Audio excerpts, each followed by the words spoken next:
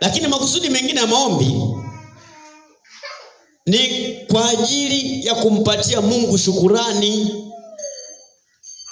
Uwe mtu wa nini? Wa shukurani. Usiwe mtu wa kulalamika tu kila siku. Hapana, peleka shukrani mbele za nani?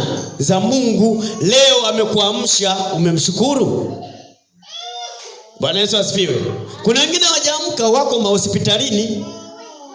Kuna wengine wameamkia gerezani.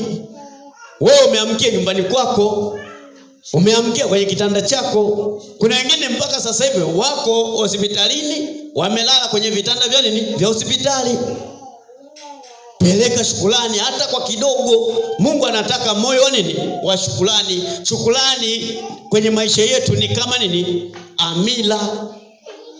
Huwa inafanya nini? Inaweza kuongeza mambo makubwa. Mungu anapoona kwamba huyu ananishukuru kwa hili, anaongeza na jambo jingine. Yesu aliwezaje kuwalisha watu 5,000 mikate mitatu? Alipeleka shukrani mbele za nani? Za Mungu. Mungu akaona kwamba huyu ameniamini kwa uwezo wa kulisha watu wote hawa. Bwana Yesu asifiwe. Akaongeza ile mikate. Wakati wanagawa ilikuwa ile mitatu, lakini wakashangaa inaendelea kuwa mingi mpaka watu wakala 5,000. Anasema ni wanaume tu waliokula walikuwa 5,000 na vikapu 12 vikabaki kutoka kwenye mikate mingapi? Mitatu. Lakini kilichoongeza ni nini? Ni shukrani. Bwana Yesu asifiwe. Unaweza kudharau mambo madogo, lakini hayo sio madogo mbele za nani? Za Mungu. Unapotumbukiza au unapoambatanisha na shukrani. Tusome Waefeso sura ya 1 mstari wa 3.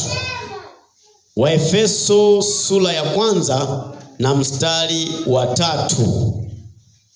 Shukrani ina nguvu sana. Unaweza kumpa ukawapatia watu vitu, hata hajanishukuru. Bwana Yesu asifiwe. Hajashukuru. Yaani mtu ananungunika hajapewa nini? Shukrani. Shukrani maana ina nguvu. Maana shukrani ni kama booster, inaweza kuboost